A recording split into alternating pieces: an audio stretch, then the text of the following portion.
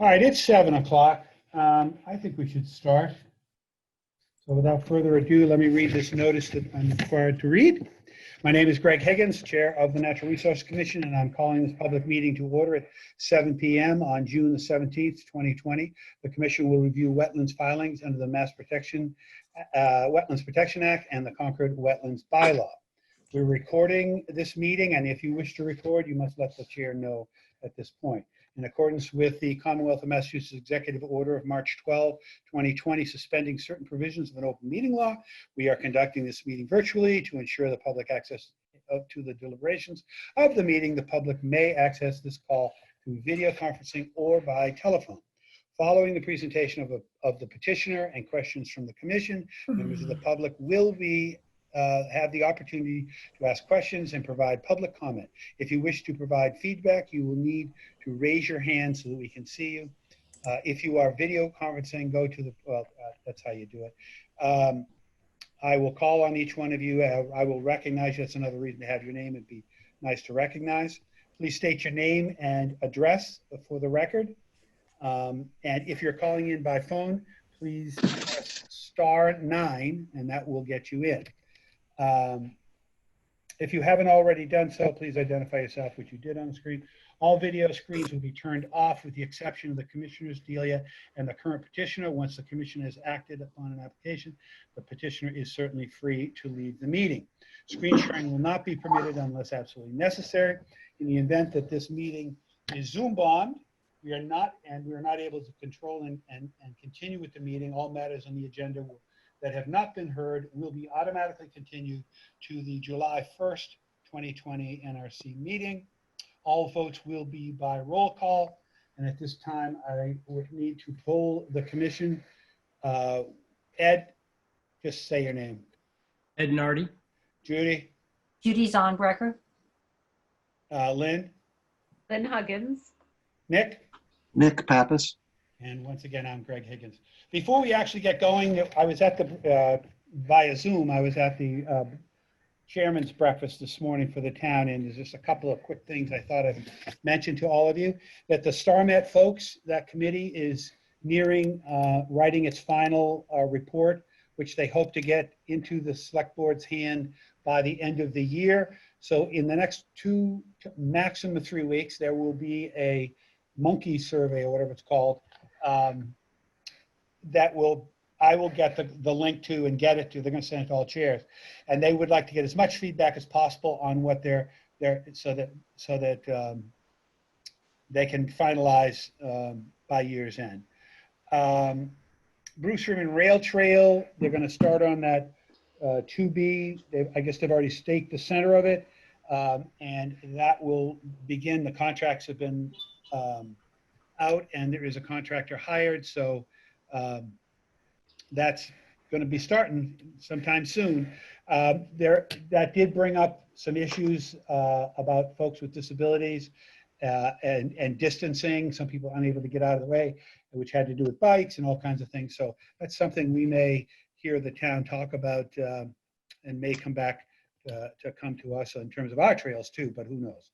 CPC reported that they have voted affirmatively on everything in front of them and had hearings, except for the dredging and the Giroux land. They haven't discussed that nor made a proposal. Therefore, have not made a proposal to the FinCom. They're going to do that fairly soon. Town meeting is probably not going to happen until September, and it will be outside, most likely at the high school, at the white stadium up on the top, because that's deemed to have better lighting and not as hot a surface, because I guess the AstroTurf is very hot. So that's all I have to report. If anybody had any questions on that, there were obviously a lot of discussion of schools and all that sort of stuff. Without hearing anything, let's get to the minutes. April 10. I saw nothing of any import. Did anyone else? Lynn, please. So I sent some minor edits that I emailed to Karen, non-substantive. Otherwise, I was fine. Thank you. Do I have a motion? I move that we approve the minutes of April 10, 2020 as amended. Second. That was Judy seconding and Lynn. Oh, excuse me. Yeah. That's okay. Okay, I'll poll everyone. Nick, how say you? Aye. Ed, Aye. Judy, Aye. Lynn, Bye. and I am I as well. Okay, that moves us to the April 15th meeting, which was that 2 o'clock in the afternoon meeting. How does anybody have any issues with that? Lynn, please. I had none. If no one else does, I would move to approve the April 15, 2020 minutes as written. I think that's the one where I did have one that I forwarded to Karen. That's the Okay. one. Then meeting- I amend my motion to as amended. Do I have a second? Second. Judy, Judy. thank you. Nick, how say you? Aye. Ed, Aye. Judy, Aye. Lynn, Bye. and I'm I as well. Moving right along, to be continued to July 1 without discussion this evening. I need a motion for both of these, please. Go ahead, Make a Lynn. motion to move without This is Judy. discussion. This is Judy. To July 1st, 2020. Notice of intent application for 43 Old Bedford Road, DEP file 1371504. And notice of intent application for 150 Garfield Road, DEP file 1371524. Do I have a second? Second. Nick. Thank you, Nick. All those in favor, Ed, Aye. Judy, Aye. Lynn, Bye. Nick. Aye. And I'm I as well. Thank you, guys. Continuance. That brings us up to DEP file number 1371531, which is 42 Shore Drive. And this is the dock repair and steps to get there. Yes. Hello, Molly Obendorf with Stamsky McNary. This is 42 Shore Drive. I'm representing Diane Reynolds, who is the applicant and owner of the property. Thanks, Molly. The plan you're looking at is a recently revised plan. We added a silt curtain as erosion control around the dock for added preventative measures.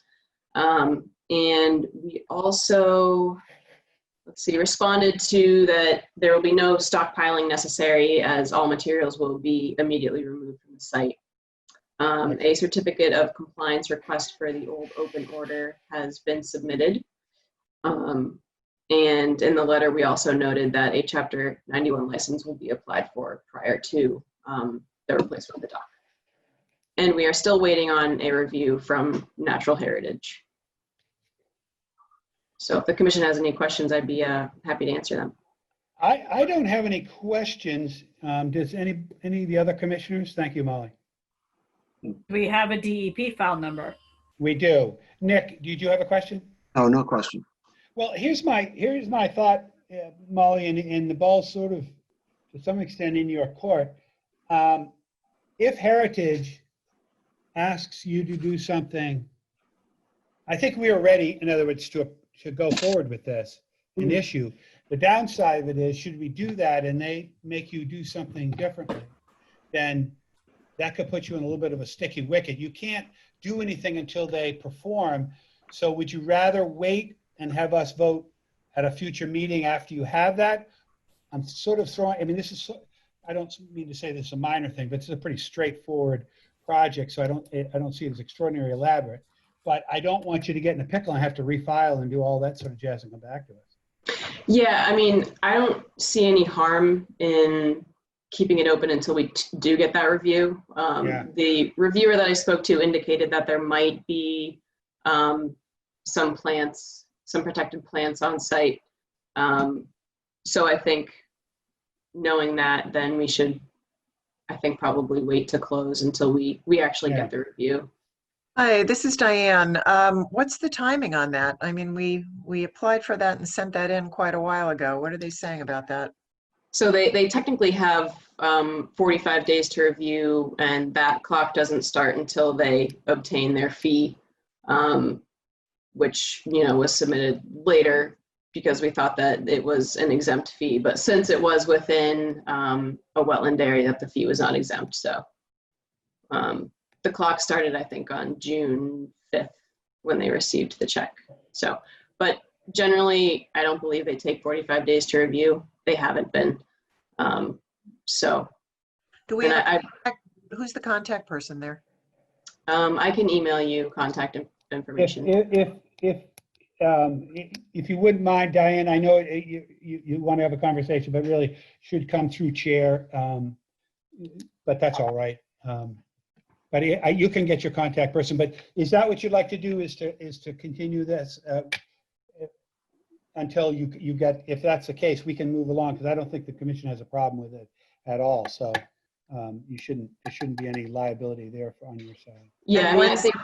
I'm sorry. Go ahead. When's Go the ahead, next Diane. meeting? When's the next meeting here with you guys? July 1st, and it's Okay. basically every other week we meet, Uh-huh. and we tend to meet. Are we meeting 3 times?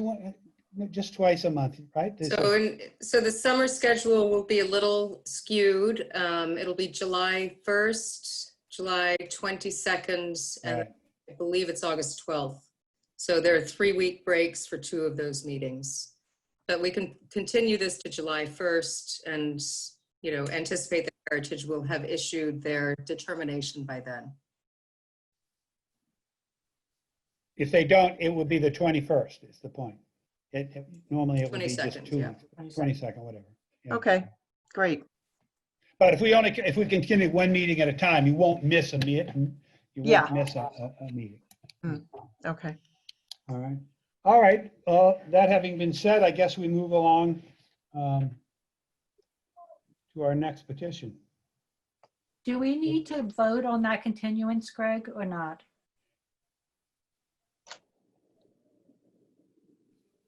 Do we need a vote on a continuance? I don't No, think so the applicant, as long as it's at We the just leave it open. applicant. Got it. The applicant Okay. is requesting a continuance to leave it open until July Oh, 1st. okay.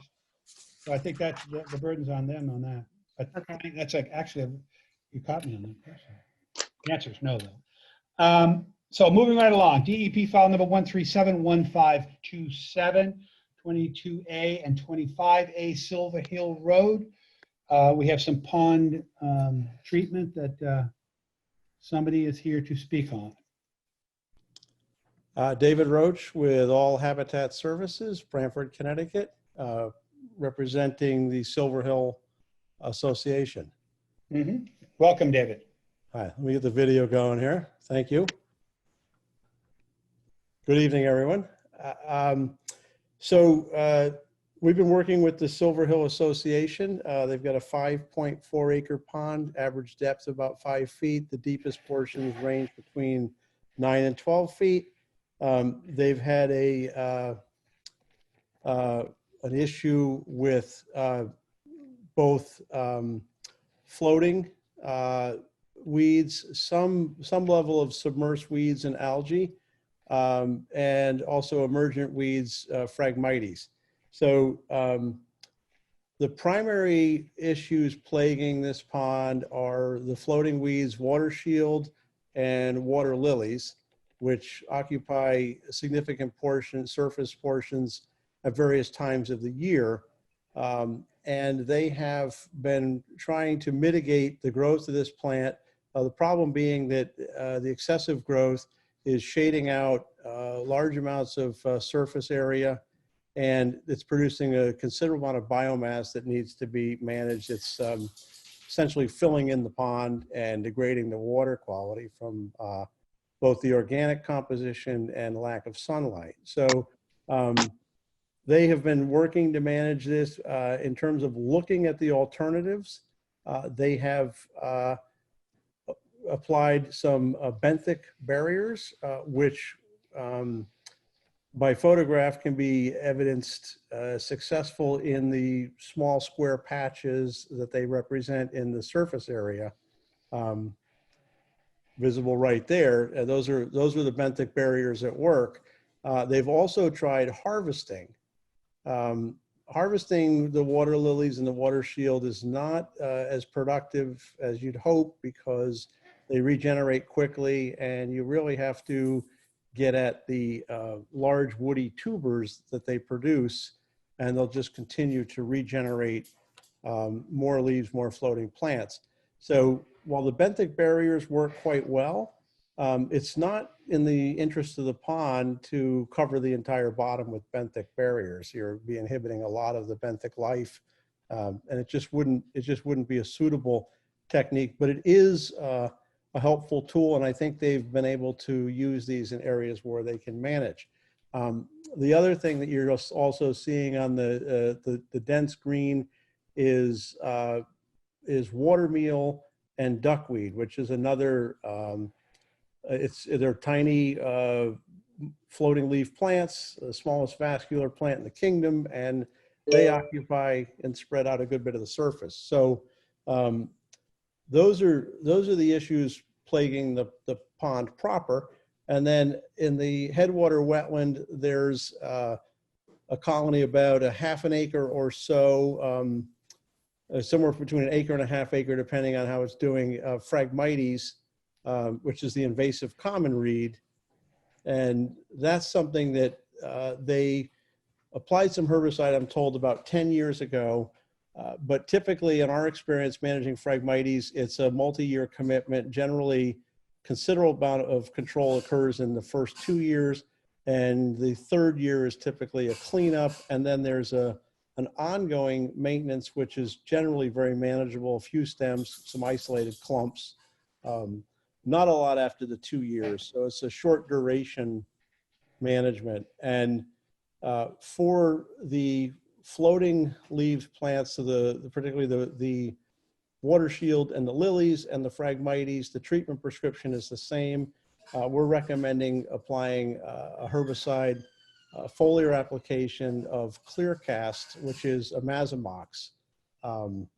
This is a herbicide that's classified as essentially non-toxic to birds, fish, algae, and aquatic invertebrates. It's the only herbicide on the market that's been granted a tolerance exemption for food crop residues and in shellfish, fish, crustaceans, and irrigated crops. And so the environmental fate and toxicology of this product is very good. And when we take into the totality of the application, if we modeled out the greatest assumption that 100% of the product applied at this rate would hit the water and become part of the lake water. We've modeled it out that the lake itself, which has at high flow is about 3/4 of a gallon per second. And it currently, this time of year, is not flowing, so there's no water leaving the water body. But with that said, in the self-contained lake, the volume would dilute all of this product down to about 34 parts per billion, which is below the 50 part per billion drinking water standard that EPA allows. So we're looking at a short-term solution with the chemicals for a couple of years to really manage out the Phragmites and collapse the water shield and lily population down to a manageable level, and then be able to get that into some of the other techniques, the hand harvesting, reductions, very limited spot treatments, those sort of things that would be more of an integrated management program once you have it under control. So the other products in the prescription for the control of the floating plants, if they became an issue, were diquat. That's covered in the NOI with data. And I think we've done quite a bit of this. We've done quite a bit of the Phragmites control. We have a number of similar water bodies where we can claim success in managing that Phragmites out and replacing it with some robust assemblage of native vegetation, which will better serve the water quality of the lake on that inflow side. So I think if the commission has any questions, I'd like to try to address those in the time we have remaining. Thank you. Thank you for your presentation. I guess to start with, what analysis have you done of the water? I see the pictures and it's evident that you've got quite a growth going there. But in terms of what's the water like in terms of its phosphorus and nitrogen and nitrates and whatever? Have you done an analysis? I didn't see a report on that. So they have done a water analysis. There's nothing in there that's really telling or triggers any When kind was of. that done? When was that done? So I can actually. There pull was that. there was an old one done like 10 years ago, but anything of recent? Can I answer that one? I'm Paul Van Kutsem.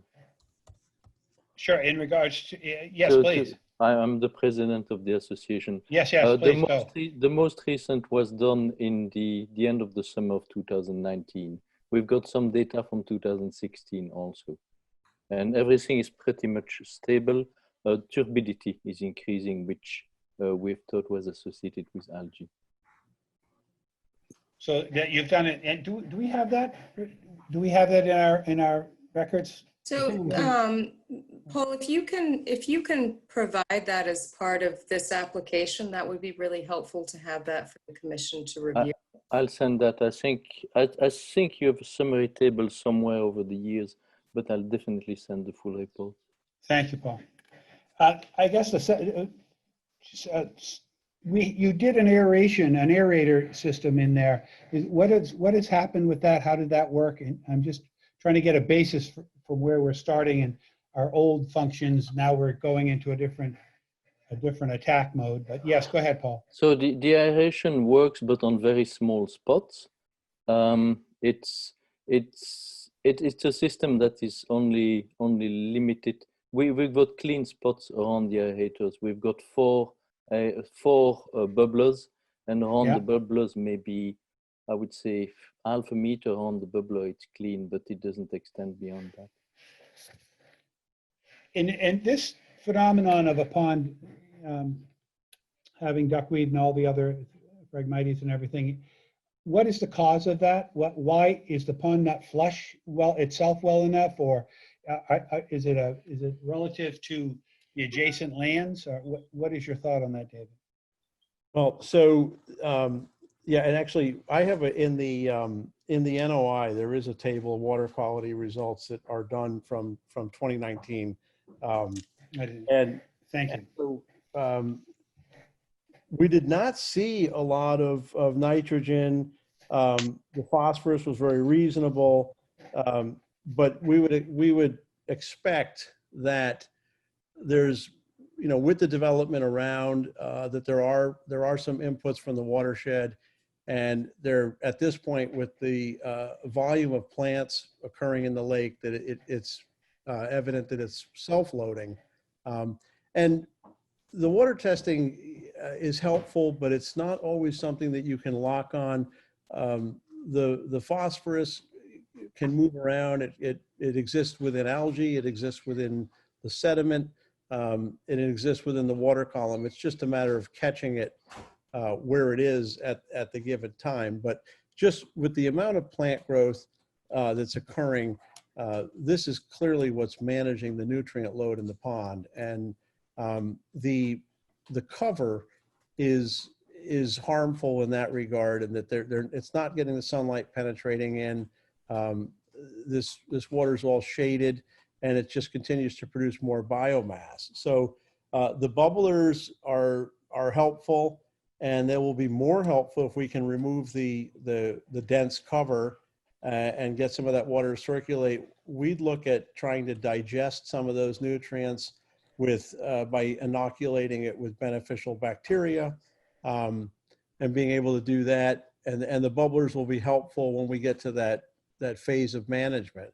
But the immediate interest is in terms of getting the surface open, getting this tremendous mass of plants that's being produced, the volume of biomass that is just constantly cycling.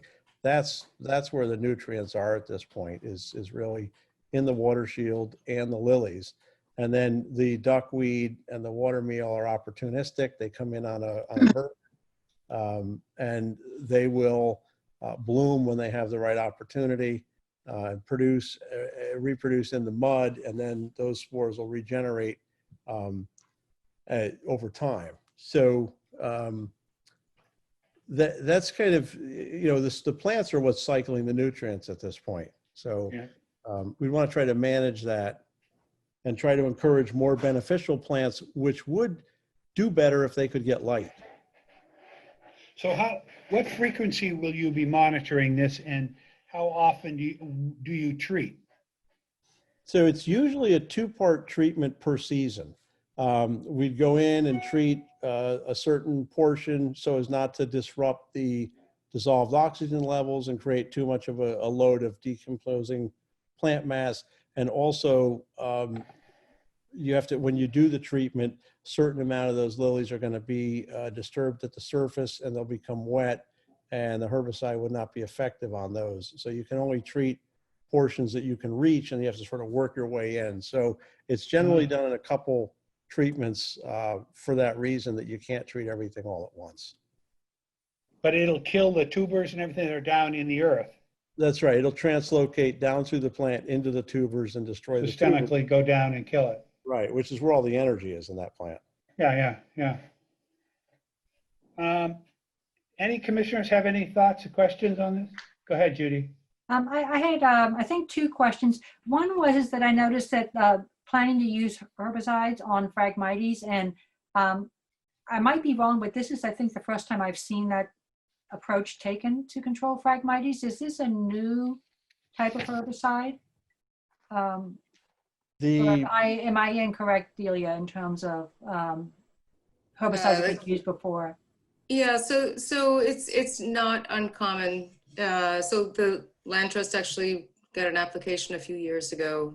Okay. Approval to do a stem injection of Phragmites. Okay. It's a really hard invasive to treat. Well, that's what I would call, yeah. Okay. Right. All right. Right. So it was my recollection was wrong. Okay, thank you. And my second question is I noticed that actually tonight, later on, we're going to be doing an extension request. And I was just curious if someone could remind me as to what that is. That's for Silver Hill Association. That's because the current permit is expiring at the beginning, I think, of the beginning of next month. And they don't want to be in a position of not being able to do some management while this permit is being evaluated. Okay, so this is for the Aerator and Benthic Barriers, is that correct? It's for hand removal of the invasives. Oh, okay. All right. Okay, thank you. Yeah, they have an ongoing permit that needs to be continued. What are the known impacts on using these chemicals and these treatments in terms of on, the amphibians and deer that come to drink the water, et cetera, et cetera? What do your studies say about that? So as I said, the Clearcast is unusual chemistry in that it's classified for it's well known for its safety. So it's, probably drinking and bathing would not be beneficial, but in terms of exposure and the dilution rate, again, assuming all this went into the water, which we know doesn't happen because both of these, all 3 of the plants, water shield, lily, and Phragmites, have high rates of leaf intercept. So very little of that herbicide will actually contact water surface. There's large surface area of the plants. They take it in. This herbicide has an affinity to the plant versus the water. So we look at our models of 100% water contact as extremely generous in the terms of what could happen in situ. And we would still be at that point be below a safe drinking water standard. So I think the toxicity is well in hand. I think some of the plant shift communities and things are other parts of consideration for us, and they're generally positive because there are native plants in small isolated patches existing within the pond, and they're limited by the amount of light available due to the extensive surface cover of the particular floating weeds. In the headwaters, the Phragmites tend to do quite well.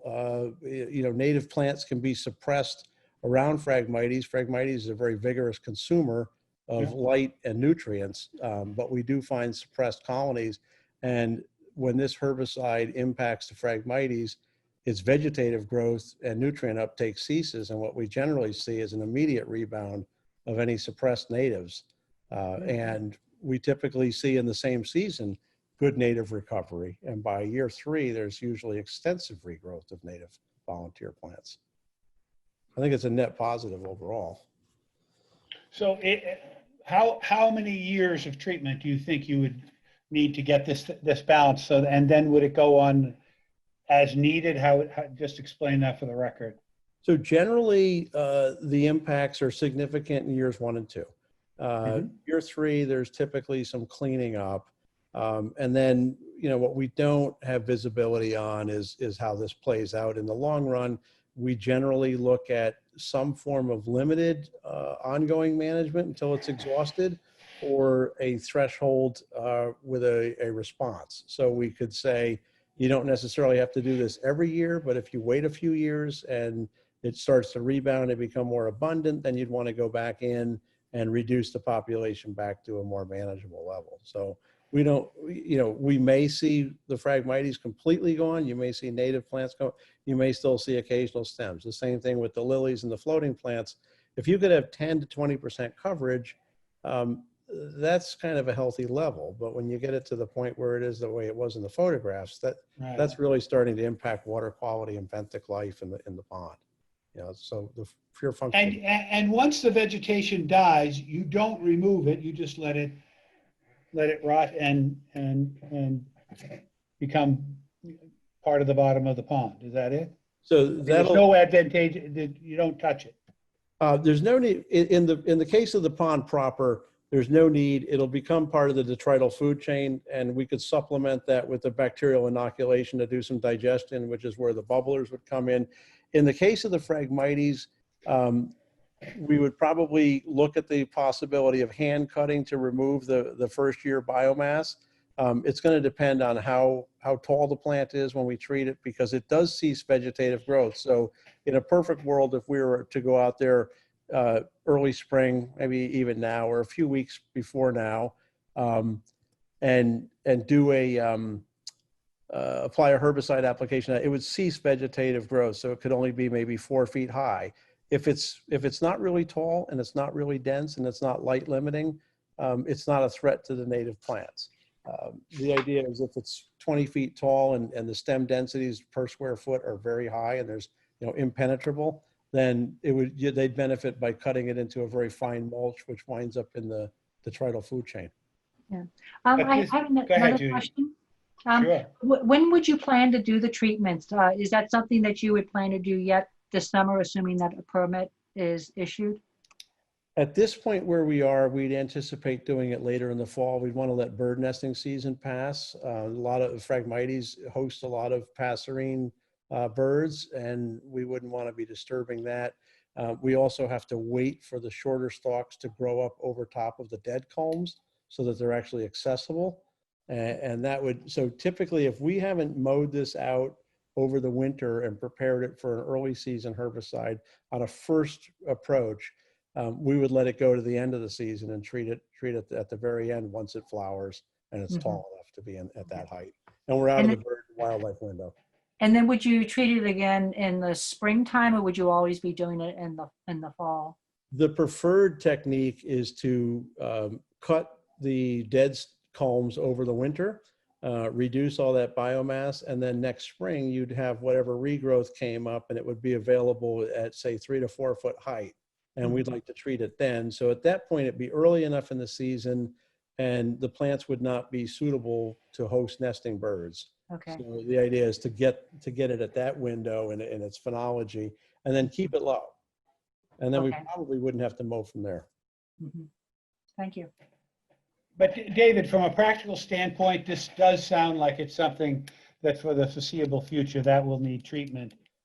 I mean, for at least 2 or 3 years, and then occasionally from then on out. And I assume you would need to come back, right, Delia? Or how do we put parameters around this? So usually what the commission will do is issue a 3-year permit with reporting requirements, and then the applicant has the option of coming back for Right. to extend. Similar to the other permits they have there.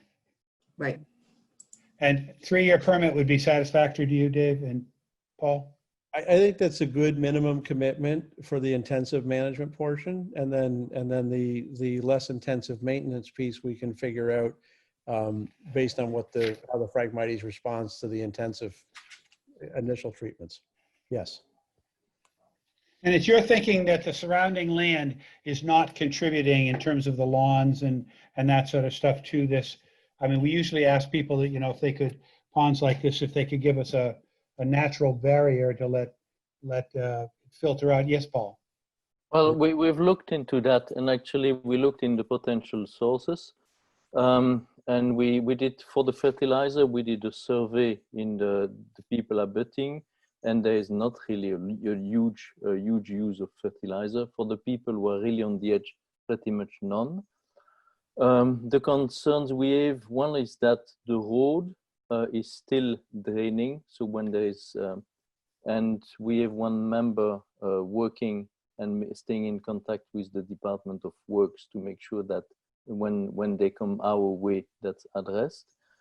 We had also a concern about potentially runoffs from a neighboring farm, and they were totally in compliance, but we went to talk to them and they accepted to put physical barriers. So they've got bales of straw also at the edge of the field. To filter any fertilizer runoff and that sort of. So the town road does drain into at least one of the catch basins drains directly in, and it's not treated at all, to your knowledge, Paul? That's my understanding. Yeah.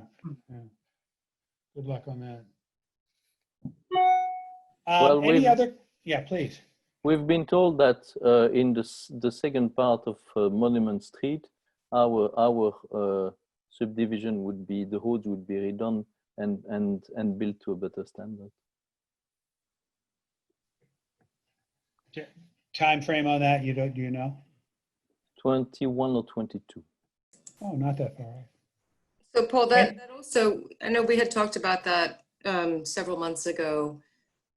It would be helpful to have that just so that we have that information in our files, that the work that you sure.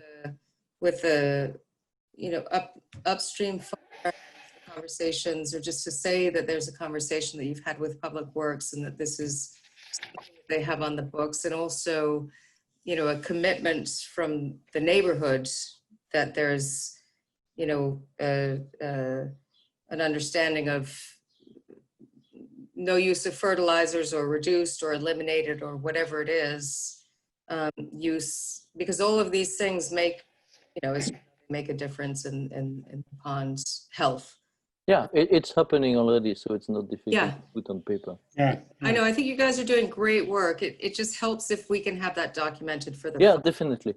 Great, thank you. And staff recommends and thinks that we need to get all the property owners on this application, because you're going to be working in everybody's property, and it should be issued to the property owners. So what Is that necessary? suggested was, Yeah, it's the association that's sort of in front of us, and what we don't we need the actual property owner signing on? No. so we ran into this with the pond at Madison, and it really sort of is this, the way that they have applied for it is the same way that they applied for it in 2010. And so we're comfortable with that. That was accepted by the ministry. But we do think it's important that all the homeowners in the association have an understanding and have buy-in, because everybody should have a vegetated buffer, including the common land at the beach. Everybody should be reducing their pesticide use, or their fertilizer, herbicide, whatever, their use around the edge of the pond. So that should be something, other things that other permits that the commission has issued have included requirements that the association distribute educational materials, just explaining why it's important to have these vegetated buffers. And I know that Silver Hill has done that. They did that maybe 10 or 15 years ago with one of their earlier permit applications. We're still educating them, yes. Sorry? Sorry about that. We're still taking the education steps, yes. Well, you've been working at it for quite some time, and it's good. I'm glad you're continuing to do it. It seems like an amazing process. Is there any filing with the state that you need to have on this, David? Once we obtain a valid order of conditions, we would apply with the DEP for a license to apply chemicals. It's a WMO4, so that we would be able to apply the chemicals to waters of the state.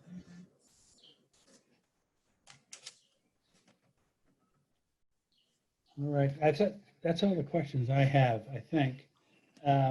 Ed or Judy or Nick or Lynn? Lynn, I don't see you. No, I think you captured it all. Yeah. So I just have two questions before. Yeah, please. Okay, so one is that your vegetation coverage is from 2009. It's relying upon the ACT survey from 2009. And usually the commission wants to see a more updated plan. And then the second thing was that you made reference to beneficial bacteria and mowing that was not referenced in the notice of intent. And so I think we would want to see some information on what you're proposing for that. What are the beneficial bacteria? Where have they been used? Where are they effective? Okay. And that's not really part of this. That's more of a future plan, which we'd come back to you for it.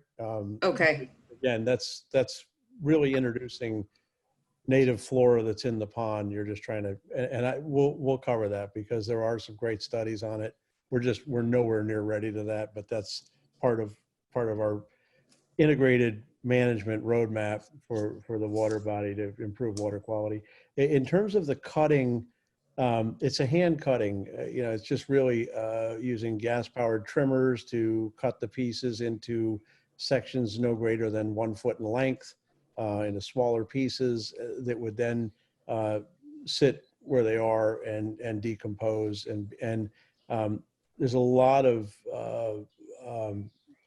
invertebrates that feed on the Phragmites sheaths and stems. So it does function quite well in flooded areas.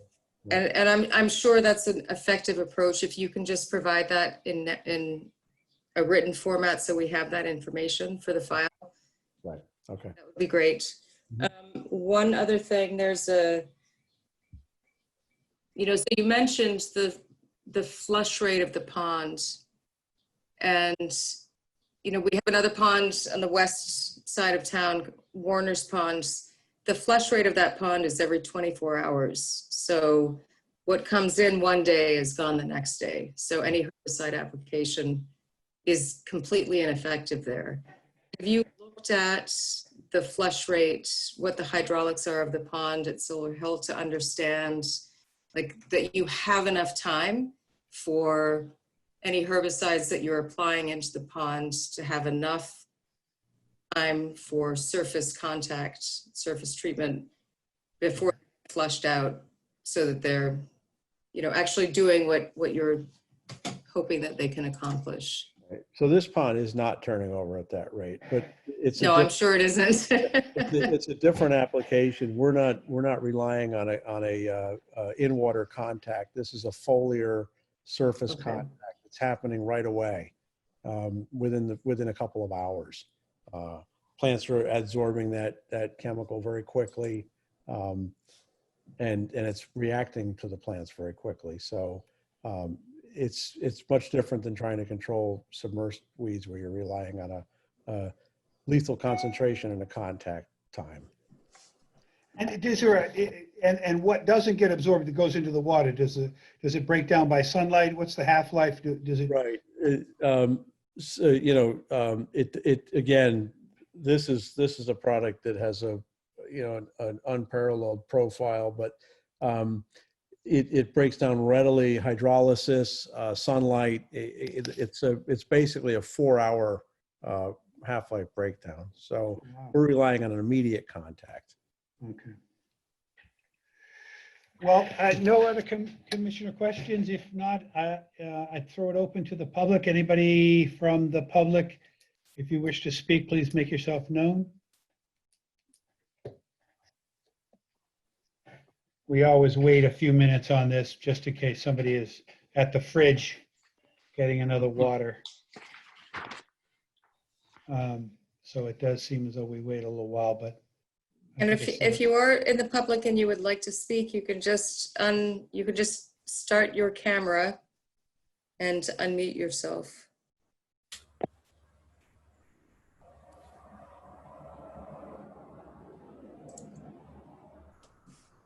Well, I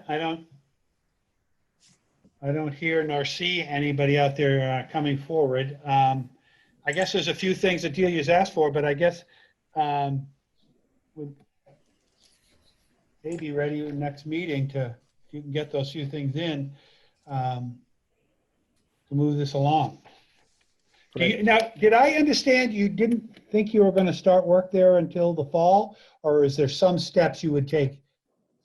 Or is that just a Phragmites thing? That's the I just Phragmites. want to get the timing so we Right. don't mess up your timing. No, that would be the Phragmites. We would have until mid-August if we were to do anything with the lilies.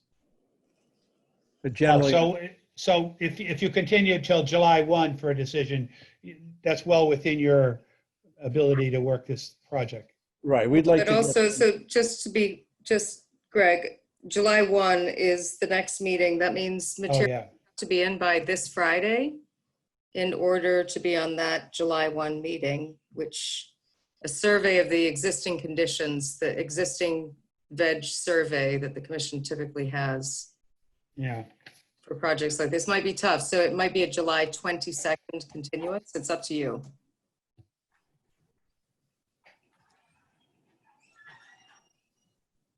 Sorry, that's directed to you. Yeah, I understand.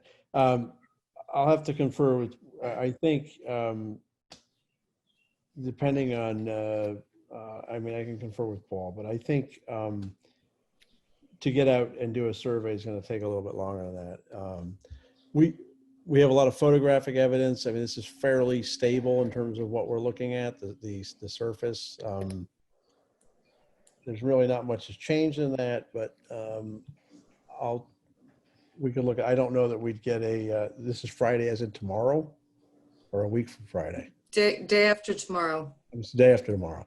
Yeah, I don't know that's physically. So you can give me a call and we can discuss the only photograph that we got was the one of the Benthic Barriers. Right. If there's others that you have that demonstrate what, I mean, typically what the commission sees is, the visual extent of the Phragmites versus the watermeal versus the, Right. invasives or the other plants that they're trying to manage. Right. So the watermeal and the survey was from 2009. Right. So the watermeal and the duckweed are transient. They're going to come and go.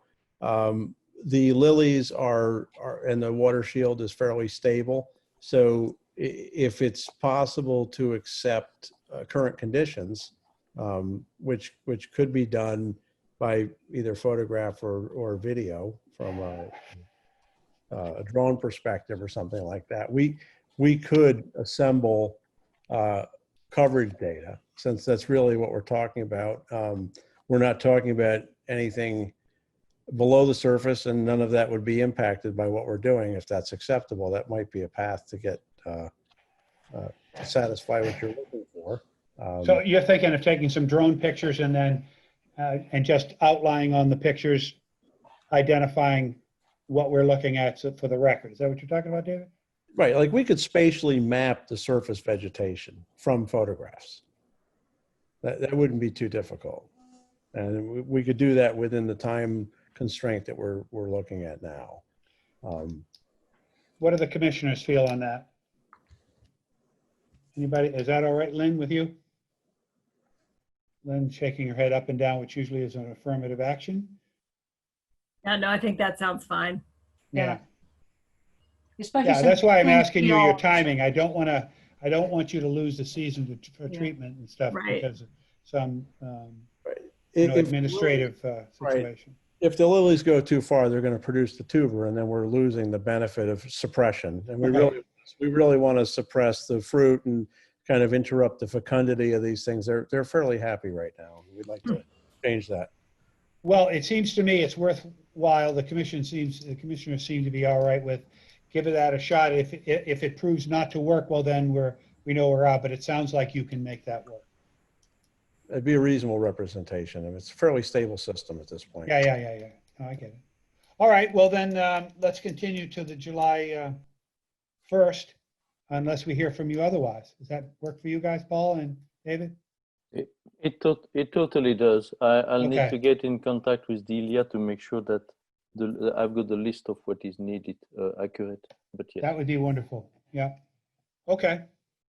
thank you guys. Thank you very much. I appreciate your efforts. Thank you for the presentation. Moving right along, folks, 141 Comiford Road. DEP, I don't have a DEP file number, do I? No, I don't. So it's 141 Comiford Road, no file number. Who is here to discuss that with the commission? I am John Jamesopoulos. Hello. So just give us a quick synopsis of, we've read your report, we saw the plans, so. Thank you. Good evening, commissioners, director, and members of the public. My name is John Jamesopoulos, and I've been asked to represent Michelle Palumbo on her project to allow for handicap accessibility to 141 Comiford Road. Michelle is unable to attend tonight's meeting, but has given me her prepared statement that I'll just read quickly. Hello, everyone. I am unavoidably unable to be present tonight and have asked John Jamesopoulos to present this proposal as he's in the best position to answer your overall questions. I purchased 141 Comiford Road in April from the Long family who built it in 1969 and am its second owner. Recently, after my purchase, I had all the transitions between rooms within the main living level removed to eliminate any obstacles to accessibility. Unfortunately, the configuration of the house would make providing accessibility between the basement level, which is currently the entry level of the house from the driveway, and the main living level impractical. The goal of our proposal is to provide handicap accessibility to the main living level via proposed driveway. I call the property 2.3 Acre Wood in homage to A.A. Milne, and am keenly aware of my responsibility in my turn as steward of this special place. I've been online at several of the commission's meetings over the past few months and look forward to your input to this comprehensive long-term plan prepared by Stamsky and McNary to enhance, restore, and protect the resource and accomplish the goal of this project. I want to thank you for your time. Michelle. So I'd like to start by correcting some editing inconsistency in the narrative and labeling omissions in the plan provided.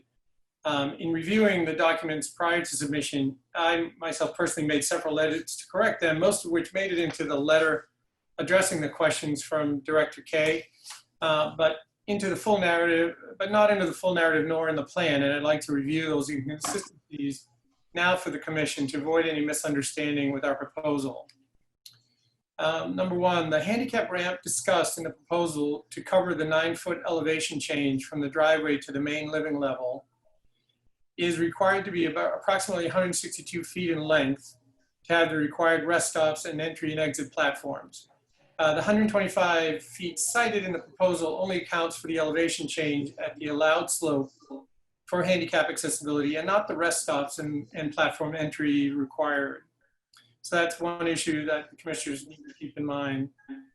Number two, the plan shows the proposed addition by the pool, yet the narrative shows a term called gable end extension. These terms refer to the same proposed structure, so I apologize for that inconsistency. So that addition is a gable end extension of the existing house, but it's an addition, so I don't want any confusion. The letter correctly describes the existing hydraulic connection under the driveway as a 6-inch stone passage. Unfortunately, the narrative under existing conditions and in other parts of the submission still shows a 12-inch culvert. That was an uncorrected error from the initial survey. So I just want everyone to be clear on that. And 3 trees at the existing driveway garage area were discussed in detail with the botanist David Crossman of B&C Associates. They are the 20-inch pine whose root structures would be significantly compromised by the excavation of the proposed driveway. The 14-inch locust that is threateningly leaning towards the house, and a labeled 20-inch oak that is mostly dead and diseased, and likely not an oak now that it's leafed out. When it was looked at, it has an interesting bark structure, but it doesn't appear to have oak leaves on it anymore. So these 3 trees, because of the hazards they present to the proximity of the house, were to be labeled to be removed, and the labels were inadvertently omitted. The pine is healthy and should not be affected by that sits in the middle of those 3. The last correction is David Crossman, in his report, recommends mechanical or mini backhoe removal of the invasive species in the whole front area that's labeled 10,142 square feet. Right now, the siltation barrier should be shown at the upper border of the lower vegetated wetland to protect it during the removal, mechanical removal of that portion of the site. And it was supposed to be brought down to that level to protect the wetland during the entire excavation process and stripping of the, and I'll go into the details of why that's required. So with the engineering plans, the site overall is a 2.3 acre lot containing a single family dwelling built in 1969. There's a paved driveway, a pool, a shed, a patio, and a septic system. Bordering vegetated wetlands surround the dwelling and project the 100-foot buffer zone onto the property. And unfortunately, the majority of the existing dwelling and the entirety of the paved driveway are within the buffer zone. Essentially, the pool to the southwest is not in the buffer zone, although as you can see, half the pool is within the 200-foot riverfront. The paved driveway crosses the bordered vegetative wetland and has a hydraulic connection between the driveway via a hand-built 6-inch porous stone culvert. The driveway is also in disrepair with root damage and depressed areas that we're looking to also address and repair. The vegetative site coverage is comprised of lawn, landscape area, woodland, and some native and a significant invasive wetland vegetation throughout the front area of the property. And much of the property, as you can see, is also within the 200-foot riverfront area associated with a stream that flows through the Comiford Road right away in the front of the property, which also has a road on either side of it within 10 feet of the river. There's approximately 50,928 square feet of riverfront area on site, and the property is adjacent to the town-owned conservation land. Importantly, the front door and garage of the existing dwelling are at a basement level, and there are no handicap accessible routes between the existing driveway and the entrances to the main living level of the dwelling that is 9 feet above the existing driveway grade. Additionally, there is also no handicap accessible routes to the main living level within the dwelling. The proposed project is to add a driveway as close to the existing disturbed area in the front or the east side of the property as is practical to provide that handicap level at grade level to the main living level. The proposed driveway will be gravel and will require a small landscape wall to account for an elevation change at the driveway right along the edge of the house, and that's that dark line at that area. As this portion of the proposed driveway has the existing gas, electric, and water utilities beneath it, they will be lowered to be adequately beneath the proposed driveway as needed, and that'll be looked at from the utility suppliers. After a thorough review of the site with Stamsky and McNary, the only sensible way to add to the main living level is to place the addition over the existing patio and essentially within the existing disturbed area. So any addition work will not encroach on additional riverfront or vegetative areas. This is our proposed location to build an addition and a 3-season porch with a handicap accessible perimeter walkway deck that ties into the existing deck of the house. An additional landscape wall will be installed along the west and north sides of the pool to provide a level handicap accessible land area at grade level. Due to the severely degraded condition of the roadway edge that is adjacent to the wetlands, we propose the installation of a 4-foot gravel stone shoulder to stabilize the road shoulder that has been degraded from plows and people parking along the side of the road. And that will be for a length of approximately 155 feet. This appears to be a successful approach to stabilize the shoulder based on an adjacent property that has done a similar stabilization effort. Some incidental work is the relocation of the HVAC units from the back patio area, which would be in the way of the addition to the side of the house, and repair of the existing bituminous driveway, rebuilding the hydraulic connection between it to replicate the existing 6-inch porous stone passage. But as we described, it would be 2 4-inch perforated pipes that would be put to replace that 6-inch stone passage. Director Kay, could you please go to the picture labeled image 1744?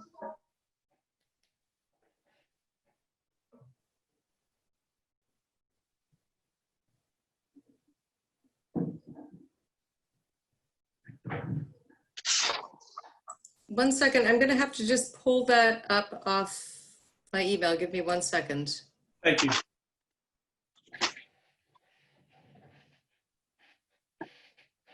John, do I take it you're the contractor that's been hired to do this work? No, but where do you fit in this? I'm just curious. Yeah, so I'm a friend of Michelle's and I'm assisting her through this project. I do have a background in engineering.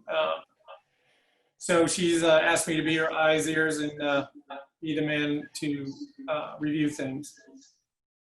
While Delia's working on that, could you address the issue of Riverfront Alteration? You're at almost 25%, and usually it's a 10% or would be 5,000 square feet. What have you done to hit that goal versus just add the numbers up and say we're at 25%? So I think when we looked at the entire project, we have a lot of riverfront intrusion that occurred well prior to any of the current laws that are in place. And trying to address that, the driveway represents a significant portion of that. And there's just no way to get to the house without going through the riverfront. In fact, Comiford Road can't get to the house without going through the riverfront. So we got some hurdles with the location of the house.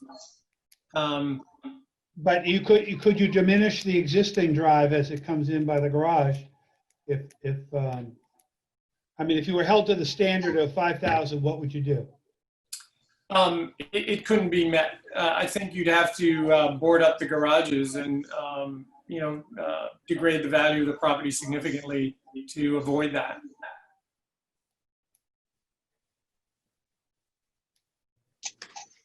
Did you have it, Delia? Have you found it?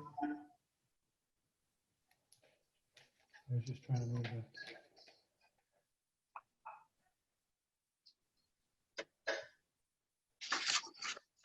Now, the stones you're talking, what do the commissioners think about a site visit on this? In terms of getting a cut, whether we do it together or each person take a drive-by to get a better feel for this? Hopefully at the end of the presentation, you'll have a pretty good feel for it. I certainly welcome a site visit. That's the picture that we're looking for. So that is standing at the mouth of the driveway to give you a sense of the front yard or the east side of the property where the proposed driveway is planned, but way down by the house. So you wouldn't see it from this vantage point. We have a second photograph. Here you're looking along the existing driveway. You see the house in the middle and the shed farther to the left. Please note the general health and the quality of the resource with the trees that are there. And quoting David Crossman in his report, describing the front yard of the east side, quote, "The east side of the property has a shrub layer which is comprised almost exclusively of European buckthorn. Also note that the immature nature of most of the trees is this is the likely area that was completely stripped 50 years ago when the house was built and the utilities were placed underground leading to it." If you could go to picture final 6554.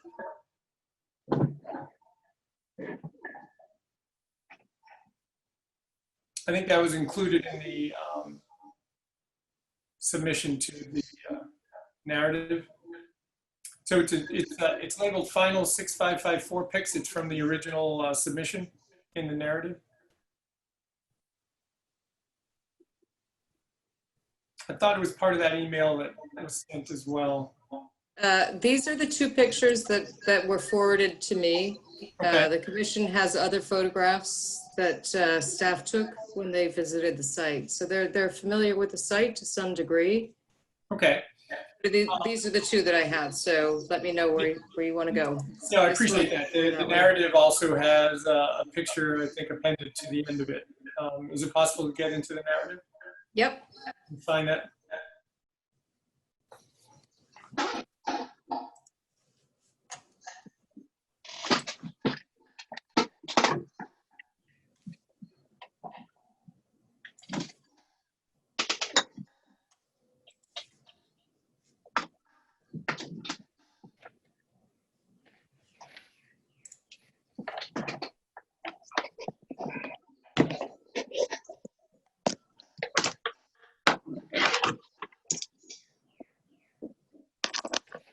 I don't have any pictures in my narrative. Yeah, I don't either. Then I apologize that No, was. they're in the notice of intent. I'll Thank you. just pull them. Just give me 1 second. I'll pull them up. Thank you. Down by the street, you talk about stone. What are you talking about there? The neighbor, is that an adjacent neighbor or?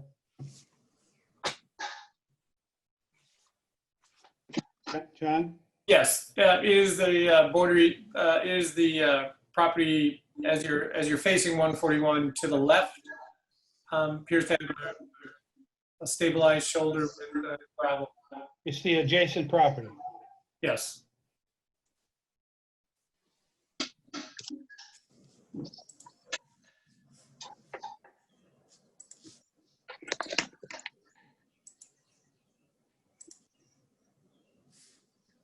Do you have a final plan that has all the corrections on it?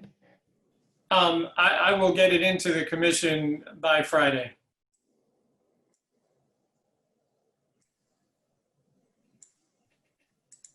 Another question while Delia's doing that. Now, this was just purchased this year, so I just wanted to ask this question. There was a Title V done, was there? There was. And obviously it passed, I'm asking. Yes, there was a diverter box that was replaced back in Distribution box, yeah. a distribution box back in November of 2019, if I recall the date, and the Board of Health has approved it. I just didn't want to go through all this work and then find out your system was in need of something. Need to be relocated or something. No, the soil is quite sandy, so it worked very well. Yeah, no, I'm sure. If it hadn't been checked, it would just be something to just be careful not to do a lot of work and then have it fail. Absolutely. What's the dimension, do you know, it's not on the plan, of the garage doors to the back out? If you back straight out, what's that distance? I can scale it. I don't have that at the top of my head. Would you ask the Stamsky to put that on the plan? Yep. Yeah.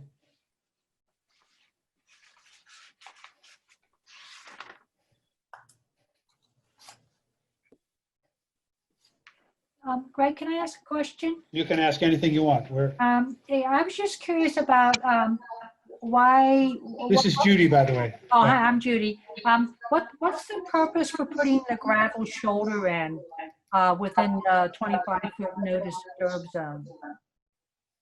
So when we look at the report from Safety and Mary, their assessment was that it would stabilize and protect the small area of wetlands from erosion. And if you look at it now, it suffers a lot of damage from winter plowing, as well as cars parking and muddy, creating ruts with their tires when they edge over the side of the road. So it was an attempt to stabilize that.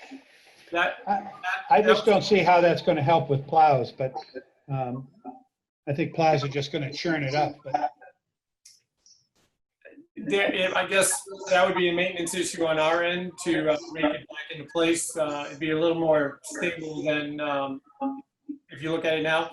And I'm open to the commission's, and Michelle's also open to the commission's input on that. If that's something that does not appear to be a net benefit to the public, we're open to not proceeding with that portion. But it felt when everyone looked at the site that was something that might be helpful. Yeah. I'm getting a fair amount of feedback. I don't know if anybody else is. Yes. I am too. Yeah. Is it coming from my speaker? I think so. Is this any better? No, there's a reverb or whatever it's called. Can you put earbuds? Do you have a headset by any chance? John? You're frozen. To a different one. Is that any better? That's a different system. Can you hear me now? Yes, Yeah. there's still a Still- tunnel sound. And that occurred, and I wasn't talking. I could hear that. Yeah. I think it's when I'm speaking as well, so it's something on the line. Yeah. Okay, so if that picture can't be found, the purpose of it was to draw attention that our goal in placing this proposed driveway is between the trees as much as is practical and as far away from the resource as possible, heading up towards the pool deck fencing and ending behind the shed. The location made the most sense in terms of grade, overall protection to the resource, and with the mitigation, the benefit to the proposed resource by restoration and removal of the invasive and replanting with native species.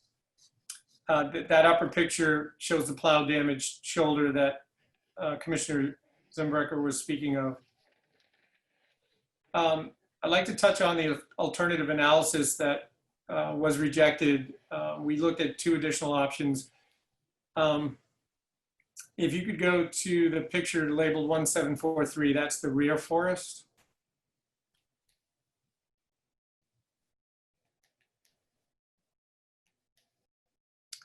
So by contrast to the first picture we saw, the location to the rear or the west side of the property. This is the front of the property, yes? I'm not seeing the picture yet. Is it up yet? Yep. And you see the pine forest with the sloping hill. This was looking west. No, that's not up right now. That was up, but we've got, at least on my screen, we've got the front yard. Okay. You're muted, Delia, if you're talking. Sorry, let me try here again. 1 second. Now, in terms of when you come up the new drive up to the level, okay, here we go. We got the picture up. Okay. This was looking west at the rear of the house. On the left-hand side of the photograph, you see a bright spot of green and fencing, and just beyond that is the pool area. On the right side, down the hill, you see the wetlands and the vegetation, and in the middle is a relatively undisturbed pine forest and a significant grade. we looked at putting a driveway here, but because of the significant grade and the proximity of the wetlands, it involves the majority of the proposed driveway placed tight against the 25-foot zone to avoid the septic system. And that means that the bulk of the driveway will be in the 50-foot zone, whereas in the front, a small amount of the driveway is in the 50-foot zone. Additionally, a retaining wall along a significant length of the driveway will be needed right along the 25-foot zone to level out the grade. And we estimate significantly more net alteration of the undisturbed portion of the site. And because of that, we rejected this approach. And going back to the engineering plan, I think for these reasons, we proposed to the commission this plan with the driveway to the front of the house to minimize disturbing the undisturbed areas on the site at the rear, and by placing the proposed driveway in an already disturbed area, that we will significantly improve with the proposed mitigation to the overall net improvement of the site. And we also believe there's an anticipated, and Dave Crossman had commented that there's an anticipated additional benefit that the extensive mitigation as proposed at this location will impact in a protective manner the public lands by the removal of these invasive species and stabilization of the roadway shoulder. And our mitigation proposes a 3.16 to 1 proposed mitigation, and in square footage, the front yard is about 10,142 square feet, and the wetlands are about 2,663 square feet. So that totals about 12,805 square feet that we would strip down, and there is some temporarily disturbed area right around the driveway that will be replanted as well at 2,669 square feet. And these are the areas to undergo removal of the invasive species and replanting with 100 shrubs, as well as the wetlands restoration plantings of an additional 9 trees and 40 shrubs. So that ends my formal presentation, and I'm happy to answer any questions. I just wanted to make sure we cover what alternatives were thought of in terms of reducing the impact on the riverfront area. It looks to me like as you come in the new driveway, you come up and you've created 2 parking spaces and 1 back out space. Is that what I see? Yes. At the driveway, to the left side of the driveway as you drive down it, is a significant grade, except at that back portion where we propose the mouth of the proposed driveway to be, which is just before you get to those 2 parking spots at the garage. At the garage? Well, the 2 park, were you speaking of the proposed driveway or the? Yes, proposed drive. Okay. For handicap accessibility, it is an enlarged parking spot at the top to allow for egress and van accessibility. 24 feet? Yes. Is that an ADA compliant size, or is that something that's preference? It's your preference. So for our purposes, it does allow. I just want to make sure that I'm not trying to rag this too much, but I'm just trying to make sure that we have covered the issue so that if we're going to go forward and allow more area than would customarily be allowed, that we've researched this to make sure that we're all satisfied that there was no ability here to reduce the impact. That's what, you understand what I'm doing? I'm not trying to be argumentative, even though that's what it comes off as. Not in the least. I appreciate the depth of questioning. The goal would be to allow for van accessibility, which would require an oversized parking spot. But the additional piece would be that the need for 2 parking spots for handicap accessibility, once up there, is also a need for the project as well. I was curious about the width of the new driveway. it's wider than the current driveway. Could you help us understand why it's a 12-foot wide driveway? I believe that because there are some grade changes on that driveway and there's a slope issue that's pretty much at the maximum the building department allows, it is more of a safety issue to have the gravel driveway be a bit wider in the event of any slipping or sliding during the winter months. Yeah, it might be, similar to Greg's question on the ADA, because that could be another way to help reduce, if possible, the impact on the riverfront. So some more research on that might be helpful too. Okay, I'll take a note on that.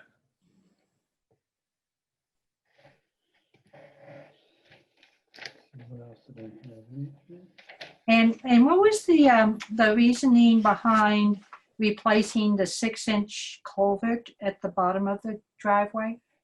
So it's currently sunk in a bit in a couple of different areas. It appears that it may be unstable, and as the driveway is going to be repaired in that area, it's a hand-built porous stone passage. Replacing it with, long life perforated pipe would essentially replicate what it's doing now without the possibility that it'll be unstable. Okay. Why are you using 4-inch pipe? Why wouldn't you just use one 6-inch or an 8-inch or something? We went with two 4-inch pipes 3 inches apart, just to maintain essentially a wider mouth for less opportunity for obstruction. I mean, it seems a 4-inch pipe would have a more, I don't know, but it would seem to me a 4-inch pipe would have a higher tendency to clog than a 6-inch pipe. But one of the concerns also was if it's a larger pipe, the potential for animals living in the pipe. what kind of flow goes through there? Do you know offhand? Did anybody? Fire maintenance. So animal, I don't know if anyone heard that. No. No. The larger pipes had a concern for animals in the pipes, given the location of the property. What kind of flow in the spring goes through here? We don't, there's very little that we have observed. It is a steady trickle in the April months when I observed it. There's a steady trickle coming through there. It does not appear to be significant flow. It does not ever overrun the 6-inch opening that exists there. At least in all the times. In terms of the sizing the pipe, was that done by Stamsky, an engineer? Yes, they took the dimensions of the existing opening, and the two 4-inch pipes exceed the flow capability of the 6-inch passage that exists there. I agree it would exceed it, but so it's their suggestion that they go to 2 4s. Yes, they were comfortable and they stamped the plan accordingly. Yeah. Actually, I would expect it to be a little bit less than the 6-inch because the opening of the surface area of 2 4-inch pipes is actually less than 1 6-inch pipe. I believe that's not the case. 2 pi r, yeah. 25 versus 28 inches, square inches. But it's not a pipe now. It's a 6-inch rectangle, if you will. Mm-hmm. I can ask for clarification. Yeah. So that would make it 36 inches. So anyway, yeah. So they're just replicating, and Right. they think there was no flow. They don't have any idea what goes through there. They're just saying, hey, if that worked, then these 2 4s will work. That was the impression that I got from speaking with them. Mm-hmm. Any other questions from any other commissioners?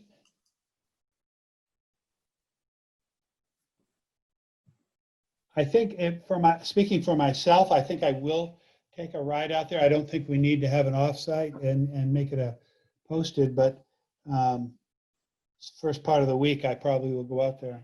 If that's all right. I Hey, don't need hey- to go up by the house, but Hey, Greg, just one small point. please. Just following on Judy's comment of the driveway. It just seems like the radius and the mouth of that new driveway seems overly broad. Again, trying to reduce the alteration square footage. If that could be looked at. It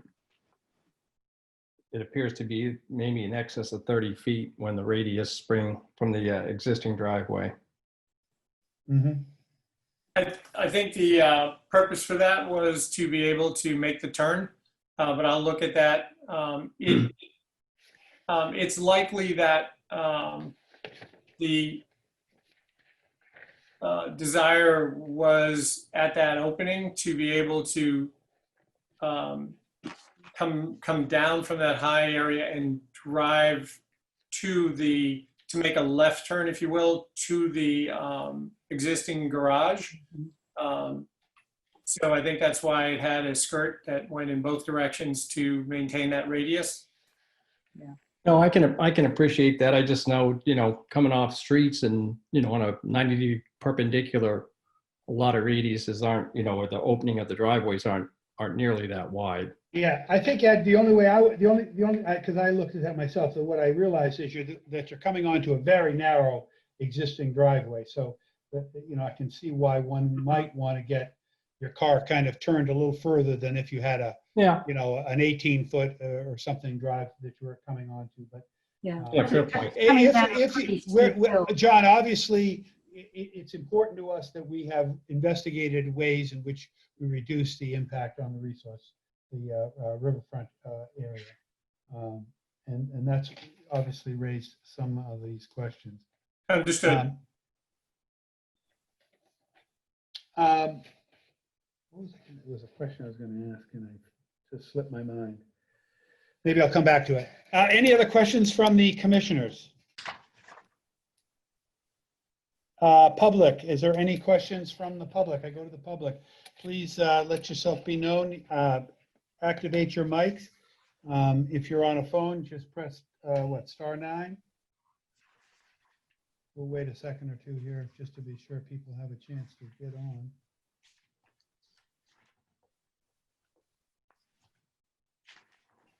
I notice a gate down the bottom.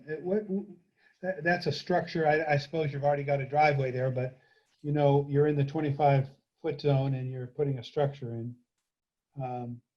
I guess it wouldn't really be that big a deal.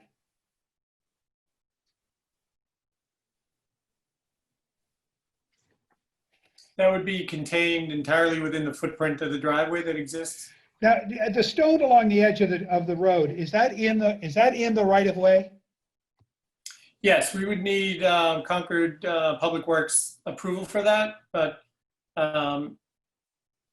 we would seek that after this. All right. I hear no public comment. I think you have a few things on your list to get to us. One of them would be a complete, an accurate plan, which would be wonderful. And you guys want to continue until July 1st? Do you have any questions for us, John? I don't. I appreciate the questions, and I will fill in those omissions and errors that I went through and get that back out distance put together for you. Yeah. All right. Any other questions? Greg, Yeah, go I ahead. just have just a clarification question. So is the commission looking for an alternatives analysis that is getting the project to be a no net increase? Well, that's what I'm kind of working toward, yeah. Okay, so, John, usually the commission, before it increases the expansion from a 25% riverfront alteration to a 33%, there's an attempt to find other ways to minimize the, goal is to get to no increase in what you already have altered in the riverfront area. So if you're at 24.9 right now, you should be looking at ways to stay at 24.9. And that alternatives analysis needs to be evaluated before things like the mitigation and anything else really gets considered. I think early on in the planning process, we looked at ways to try and keep that at a net neutral. We could not come up with a way to not degrade the property that exists and has been grandfathered in many respects, and create this accessibility in any significant manner that would be anywhere close to what we've been able to put together now. Well, if you did the analysis, then could you give us a narrative on that and submit that? I mean, Well, I'm confused as to, you looked at doing it. What did you look at that didn't work that arrived where we're at? Well, and I think the other thing that, the commission has brought up is, you've got a certain width of the driveway that could be narrower. You've got widths of the turnarounds that could be narrower and still accomplish ADA compliance, that, you need to be able to demonstrate that. So that needs to be provided in plan view, as well as, it needs to be provided in the narrative and a plan, what the different alternatives are that led you to believe that this is the best alternative that is the least impactful to the riverfront. Understood. I'll review that with Paul Kirchner, was working with us on this, so I'll go over that with him. Right. Okay, thank you. Yeah, I think that's important, John, to have that in the record. Thank you. All right, then we continue this to July. There's no public comment. We've waited quite a while here. Then we'll move this until July 1st. And if you can't get stuff done, John, then we go on. But I assume you'd like to go to earliest, which is July 1st. Is that correct? Yeah, we'll definitely make an attempt to get all this put together for Friday's submission. Thank you very much. Thank you. All right, well, I'll see you on the 1st then. Thank you, John. Thank you so much. Yep. Moving right along. 111 Ripley Hill, 1371529. Who is here speaking on behalf of? For the record, Molly Obendorf with Stamsky McNary, representing Bentley Building Corporation. Mark White is on the call tonight, as is Dave Crossman from BAC Associates. The property is 111. Can I interrupt just for a second, Yep. Molly? I just want to let the public at this point know, and I'll mention it on the next issue, that we are not here discussing anything other than the flagging and accepting the flagging that's been done in the field. That's the purpose of tonight's meeting. I mention that now, and I'll mention it when we come to 250 Old Bedford Road. So if you have issues and you're in the public out there, we're not going to discuss what's going to happen here. We're simply discussing and accepting or not accepting the flagging that's been done in the field. I just want to be very clear about that. So go ahead, Molly. Sorry for interrupting, but I thought it was important. No worries. Yep, that was a good thing to express. So the property is 111 Ripley Hill Road. And Mr. Chairman, as you said, we're simply here just for the confirmation of delineation. There's a bordering vegetative wetland to the east of the site, which Dave Crossman from BAC Associates delineated. And that's about it. So we're just here getting that confirmation. Yeah. And I think staff has viewed this and finds that the flagging is once again done by an expert and is accurate. Any commissioner questions on this? It's a pretty straightforward issue. Any comments? I open it up to the public. Any comments from the public?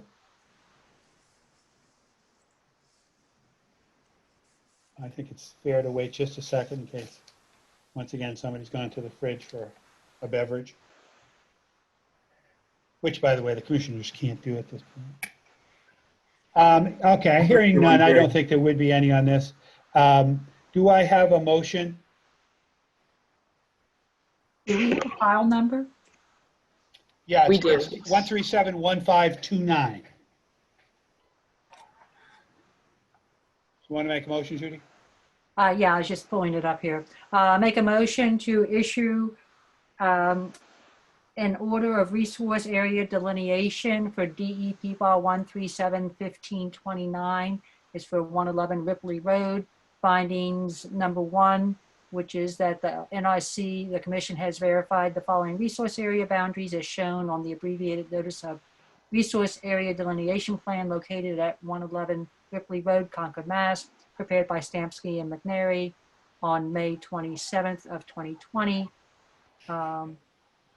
We also go on to note that it's bordering vegetative wetland flag numbers WF1 through WF12. Note that there are other resource areas that may be present on site, which the commission was not asked to verify. For this reason, the commission reserves the right to review any future proposal for work on site to determine if there is a resource area or portion thereof not verified in this ORAD that may trigger the commission's jurisdiction. Do I have a second? Second. That was Ed, seconded. Okay, all those in favor, Lynn? Lynn is an aye. Nick? He's an aye. Ed? Aye. Judy?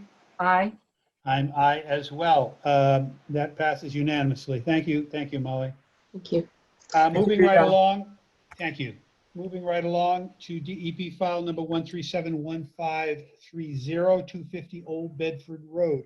Who is here on that? That is me as well. Oh, come on. Last one, I promise. So for the record, Molly Windorf with Stamsky McNary representing the Concord Children's Center. This property is at 250 Old Bedford Road, and similar to the project before, we're just seeking confirmation of the delineation of the wetland resource area that is, let me pull the plan up here, to the south of the site, projecting a buffer zone onto the majority of the property. And again, this was delineated by Dave Crossman with BNC Associates, who is on the call tonight if there are any questions. Yep, thank you. Staff is fine with the flagging. So is there any commissioner questions? Any questions from the public? I will wait a few seconds, but it's pretty straightforward. There was a bell. Was that, somebody got a timer on? I don't hear or see any hands up or any movement, so I'm seeking a motion. Who can give me a motion, please? I move that we issue, this is Judy, I move that we issue an order of resource area delineation for 250 Old Bedford Road, DEP file 1371530, and the finding that the commission has verified the following resource area boundaries as shown on the abbreviated notice of resource area delineation plan located at, there actually is a typo in this findings here. It should be 250 Old Bedford Road, Concord, Mass, prepared by Stamsky and McNary, dated May 27th, 2020. And it's bordering vegetative wetland flag numbers of WF1 through WF8. Note that other resource areas may be present on site, which the commission was not asked to verify. For this reason, the commission reserves the right to review any future proposal for work on site to determine if there is a resource area or portion thereof not verified in this ORAD that may trigger the commission's jurisdiction. Also, during the site visit to confirm the resource boundaries, natural resources staff noted the presence of debris consisting of plastic containers, trash, and other miscellaneous materials within the 100-foot buffer zone. This debris must be removed by the applicant and disposed of at an appropriate location. Do I have a second? Thank you, Ed. Ed, second. All those in favor, Lynn? Aye. Nick? Aye. Judy? Aye. Ed? Aye. And I'm aye as well. Thank you very much. Go forward. Thank you all. That's moving right along to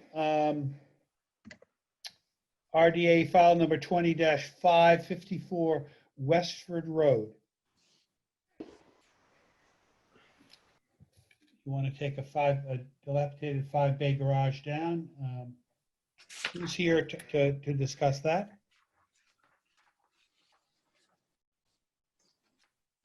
Can you hear me? Hi, Ben, Ben. Ben, I hear you. Okay, great. Hi, how are you? You need to eat more, Ben. You look very thin. That's very funny. I just polished off a thing of Haagen-Dazs coffee. I'm feeling great. All right. What are we up to? Well, we have a garage between the barn and the chicken coop that is falling down, and we need to take it down before it causes trouble. How do you plan on taking it down? What's the technique? Well, I think probably with a big piece of equipment to come in and just tear it apart, take it away. Right into a dumpster, 100-yard dumpster or something? Yes, I think so. And everything is offsite. That's right.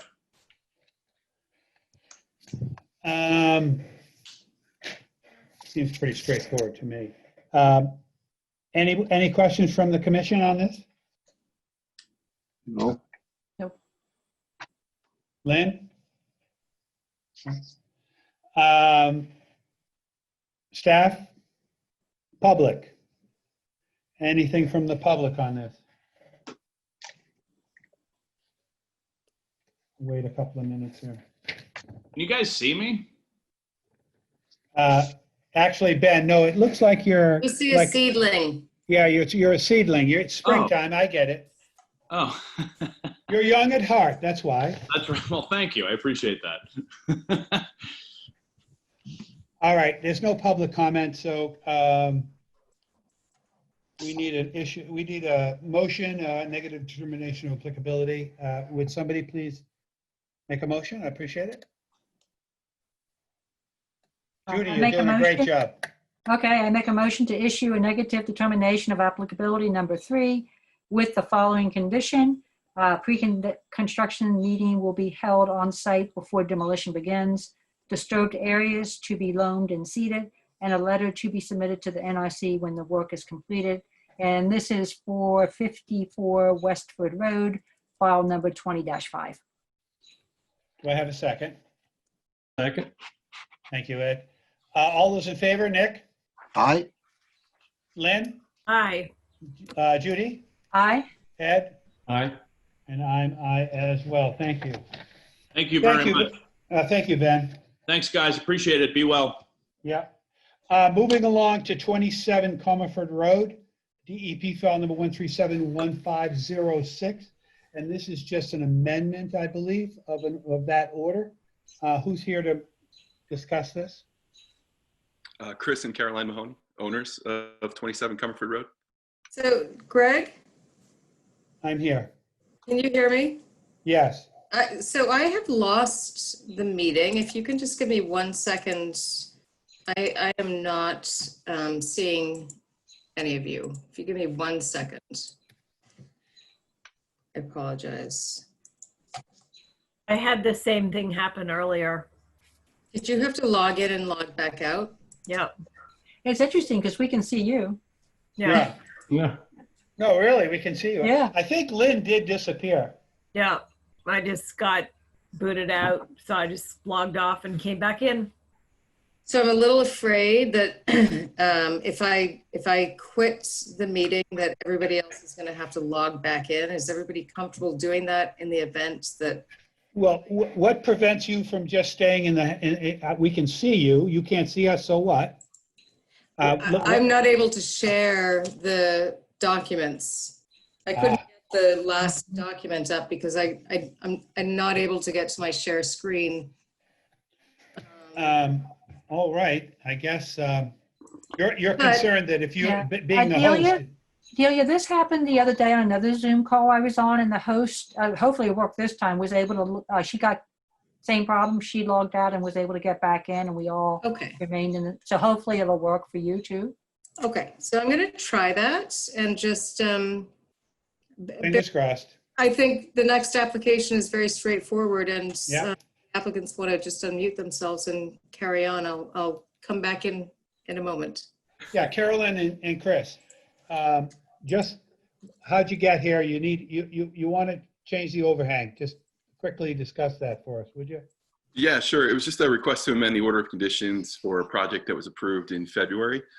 Basically, our current existing structure has a 2-foot overhang. It's a ranch style home. And when we were looking at kind of our current structure, it's close to that 50-foot no build zone. And so we were looking to extend a 2-foot overhang that's currently on the existing structure and wrap that around onto the new proposed additions that were approved. Not all of the new overhang that we're looking to do would be within the 50-foot no build. So we kind of highlighted on the document, hopefully Delia can show it to us in a minute, only the non-compliant areas, and calculated kind of that square footage. And just based on some of the bylaws, looking at, I think it was a 10-to-1 mitigation ratio for anything inside the 50-foot no build. So we were proposing that we've already done mitigation based on what was shown in February. Right. There's also additional invasives that we could do more. And so we were looking at the overhang equated to about 24.5 square feet. And that would be at a 10-to-1 ratio, about 245 square feet of further mitigation. And we do have plenty of invasives still remaining that we could do that. And functionally for us, the 2-foot overhang, one, continuity with the rest of the house, but also we have kind of a low sloping ranch roof. And so the 2-foot overhang now serves as a really good airflow for soffit vents and ridge vent in order for us to kind of reduce ice dams. And then the engineering just gets reduced. The complexity of the engineering gets reduced just by matching it around. So all we were doing in the documents was just kind of highlighting really what little we feel is actually overhang. It's not a permanent structure. The foundation doesn't encroach on the 50-foot no build. It's just the overhang. And then we thought it was a pretty small change, but we thought we could provide a major change by just reducing more invasives kind of within the wetlands area. No, I get it. Oh, it looks like Delia's back somehow.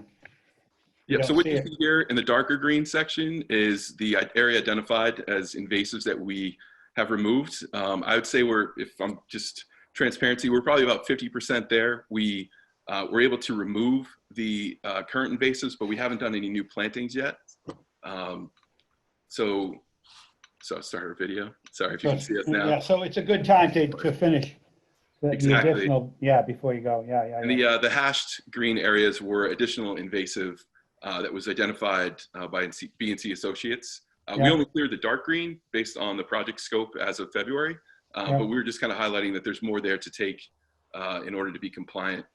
And then you can barely see it here, but we provided some further pages so you can kind of zoom in and see the scope of the project. And kind of the non-compliant areas are these kind of red shaded areas, which might be on the second page, Delia. No, we got that in the handout. We did. Great. I wasn't sure what you guys have been able to see. No, we saw it, and then there's the mock-up, the actual elevation that shows it as well. I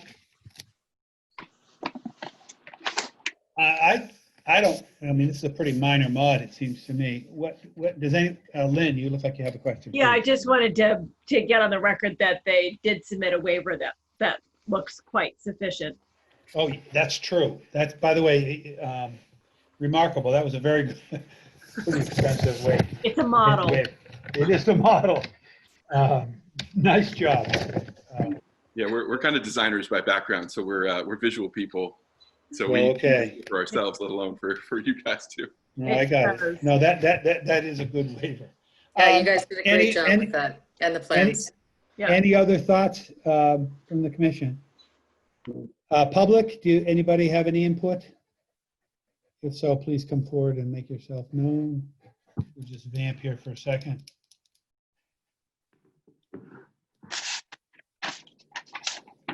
I don't see anybody coming forward. Do I have a motion to amend the existing order? I make a motion to amend the existing order of conditions for 27 Comiford Road. That's DEP file 1371506. to allow increase in the roof line into the 50-foot no build zone. Do I need to go through all the other stuff here, Delia, in terms of findings, et cetera? That's Judy, by the way, that's making that motion. No, you don't, Judy. Okay. Do I have a second? Second. Thank you, Lynn. All those in favor, Nick, Aye. Ed, Aye. Judy, Aye. Lynn, Aye. and I'm I as well. Thank you, guys. Go forward and finish your project. Thank you very much. Thank you.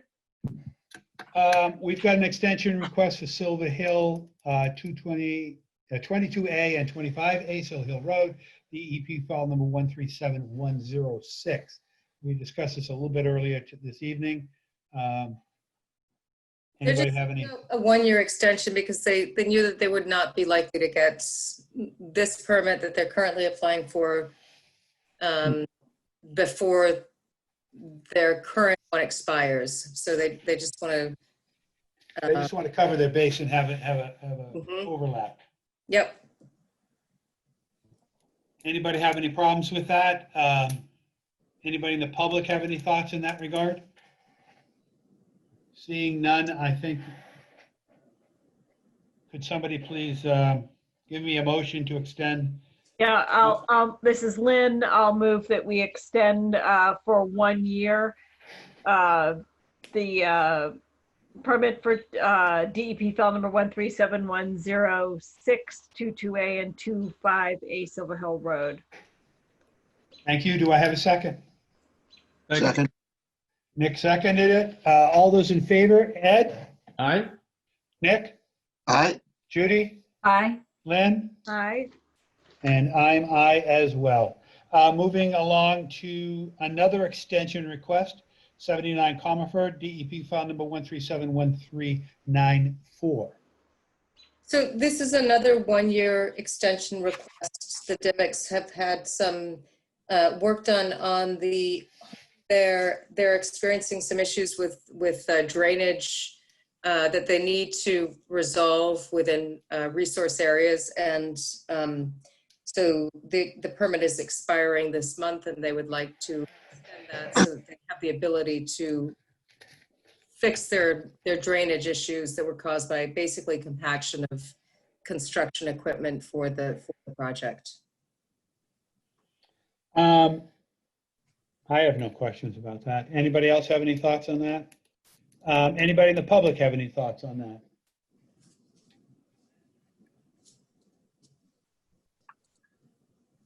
Hearing none, seeing none, do we have a motion, please? Yeah, I move that we issue a 1-year extension for DEP file number 137139, 79 Comiford Road. Do I have a second? Second. Nick, second. Thank you, Nick. All those in favor, Nick, Aye. Ed, Aye. Judy, Aye. Lynn, Aye. and I'm I as well. Close and issue. I don't have DEP file numbers here. So we have Lions 1528, 1 through 7-1528 is the file number on that. And 42 Birch, let's write that down now so we can just make this fluid. I wrote them down when they came out. But anyways, all right, here we go. 42 Shore Drive, DEP file number 13728. Nope. No. No. Birch. We decided not to close rental. That's right. Or Never 42 mind. Shore- Never yeah. mind. My brain, it's running late. I didn't get any Haagen-Dazs. 42 Birch, DEP file number 137-28. Do I have a motion to close an issue? I move that we close and issue DEP file number 13728. 1528. 1528. Can't read my own writing. 42 Birch Drive. Do I have a second? Second. Second. I think Ed beat you, Nick. All those in favor, Nick, Aye. Ed, Aye. Judy, Aye. Lynn, Aye. and I am I as well. Moving along to administrative approvals. Conservation Trust, 115 X Lowell Road. There's a trail improvement. We got given a little bit of a hint from Joan. Yes, this is a trail that was constructed in 1992. Lowell Road is here.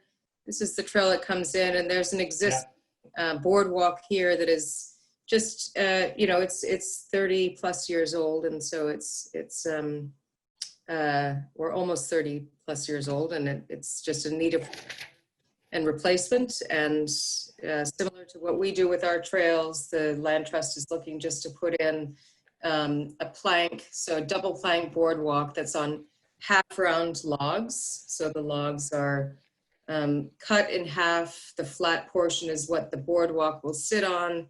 The round is what sits on the ground. And it's about a 100-foot section of trail that they'd just like to replace the boardwalk. That's nothing new. Without which, I'll just add, this is Lynn, it's impassable when it's wet in the spring. Oh, I bet. Without this, I mean, it's a huge enhancement. We need a motion on this? No, you don't. Does anybody have any issues with it? Anybody want to be heard on it? I think it's a no-brainer. I didn't miss other business, by the way. I thought we'd do that at the end. But just 124 Tarbell Spring Road tree removal. So that is, there are 2 pines that are close to the homeowner's house, and I think Laura Stearns is on the call here, as well as a dead hemlock near to the house. The pines are within the 25-foot no disturb zone. Colleen did go out and take a look at them, and we did not have any staff concerns on those removals. And we're leaving the stumps. Yes. And are we going to boom the tree out, or how's that? How big's the tree? Just curious. Laura, we can't hear you. Here we go. Can you hear me now? Yeah, we can. Thank Okay. you. They're going to use a crane to remove it. Okay. Just wanted to. Okay. No, that's. Yeah. So the 2 trees that are close to our house, they, if they fell, they would hit our house, and they're. Gotcha. And then the smaller one is just completely dead. The top fell off, and it's ugly. It wouldn't hit our house, but while they're here, I would like to get rid of that one too. No issue from me. Anybody else have any thoughts on this? just to Anybody in the point public? out that, Laura, you had agreed to plant some native shrubs in replacement or trees for those ones that were taken out. Yeah, not in the exact same spot, but Right. somewhere else in my yard. Yeah. Fine. Anybody have an issue with this? No. No. Okay, moving right along. 22 Munson, thank you for coming. Thank you. Thank you, Laura. Thank you. 22 Munson Road, tree removal. So you had 2 weeks ago at the last meeting, you had approved 2 trees.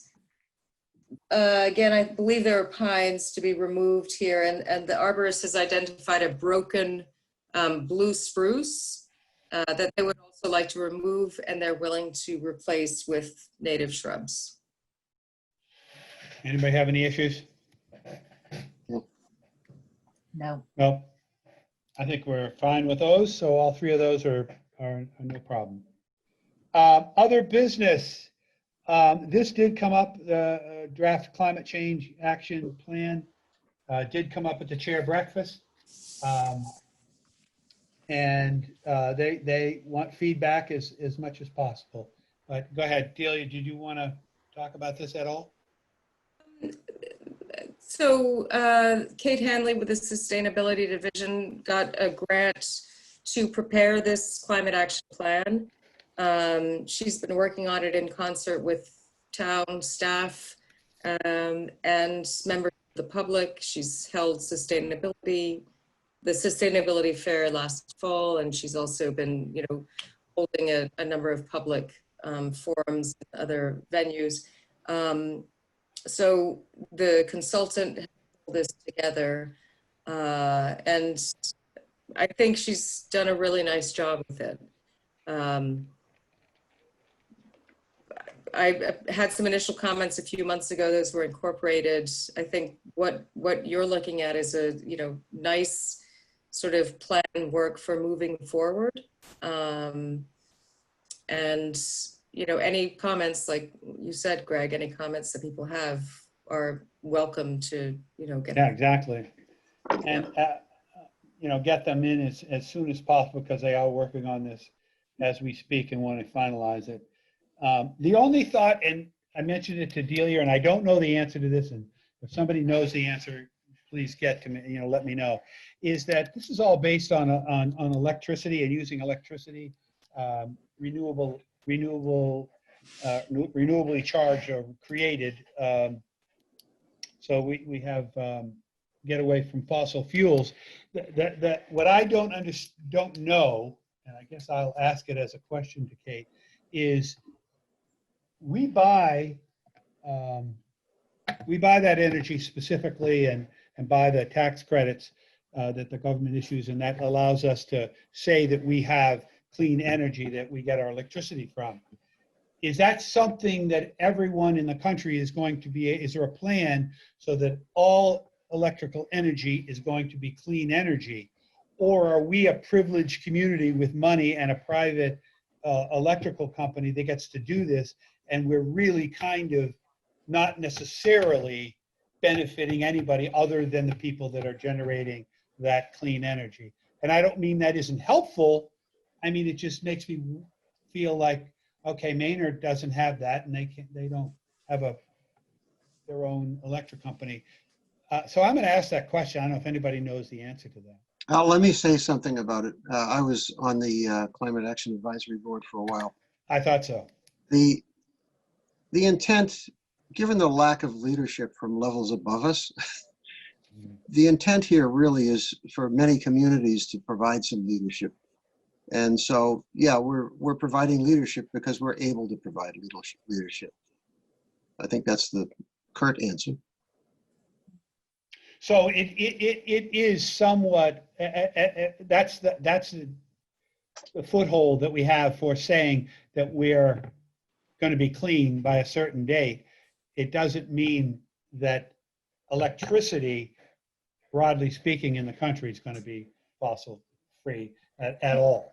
And Greg, I know some areas which have public utilities, customers have an option of purchasing their share of their electricity from clean sources. Yeah. I know my daughter does that out in Minneapolis. I don't know all the details, but there are those type of marketplace things being put in place. I just think we ought to know the boundaries in which we're playing here. That if the federal government decides not, speaking of lack of leadership, decides not to issue any more tax credits for this, what happens? What's the thing? Well, the cost of solar is going down. I mean, the cost of the panels has been decreasing. It continues to decrease through newer technologies. So I think the thought federal side tended to be temporary, and so they will go away at some point. Yeah. But I didn't know whether there was a target mandate by the feds that all electricity by the year 2080 was to be fossil free, and or something of that nature, so that you would sense that we're all playing in the game, or are there just some communities? I don't want to go on and rag this. Greg, I know within the state legislature there is a bill, and it's still being considered, to set within Massachusetts some aggressive goals into the future. So there is a pretty strong movement at the state level to put in place goals along with funding to help communities that are not as wealthy as we are to achieve those goals, and not put consumers at a disadvantage where things may cost more. Right. I have a different point or question on this plan. Please. Which is that what's happened in the last 2 or 3 months with the coronavirus really, at least temporarily, has changed a lot of assumptions that are beneath this plan. And it's hard to know how fast we get back to the way it was before, if and when we ever do. So I just want to make that observation that it's not clear to me. For instance, there's there are goals in here about public transportation, which temporarily doesn't exist, so at least temporarily. So I don't know where else in the plan that is, that, you know, assumptions about the way the world has been are embedded in the plan, but it's just an observation at this point. Yeah. Yeah, the one observation I had was it was around, and rightly so, reducing greenhouse gases. The part that wasn't addressed is that wetlands, of which we have lots of in our town, are both a store of carbon, and so if they're destroyed, they're going to release carbon. And secondly, they do continue to be a carbon sink. And maybe it's not this plan, but in the future, I think there's a real benefit to highlight that and to educate our town citizens around the importance of the wetlands on helping reduce the impact of climate change. I think you ought to forward that thought to Kate, actually. Yeah, Lynn, please. Yeah, one really in the weeds comment that jumped out at me, and I admit that I just focused on the natural resources portion given a constraint of time.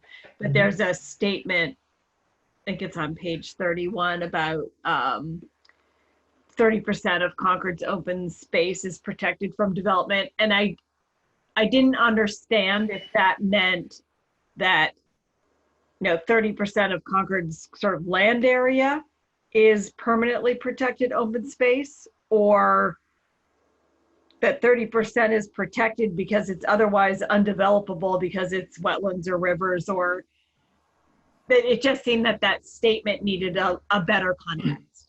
I didn't understand it. I think that's the data behind it came from the long range plan, actually, because I remember similar to that, right, Judy? Yeah, that's what I was just going to say also.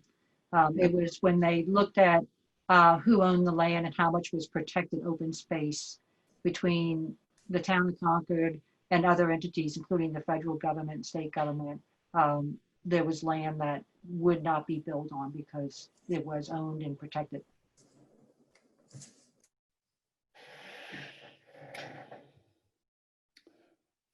I think we ought to get our comments in to Kate as soon as you can, because she's a worker bee and she's going to continue and get this thing done. And the committee, I forget the exact name of the committee, but they want to get the report and get on to action steps, which is their next move, is to actually create action steps with goals. So here we go. Any other thoughts on this? Any thoughts on anything else, or does somebody have an idea of changing venues here? I'd like to go eat some Haagen-Dazs ice cream. I'm hungry. There you go. I make a motion to adjourn. Do I have a second? Second. Nick seconded. All those in favor, raise your right hand. See, Ed, you didn't know right from left, so raise them both. You know. Thank you all. Have a good evening. Appreciate it. Thank you. Thank you. Bye. Bye.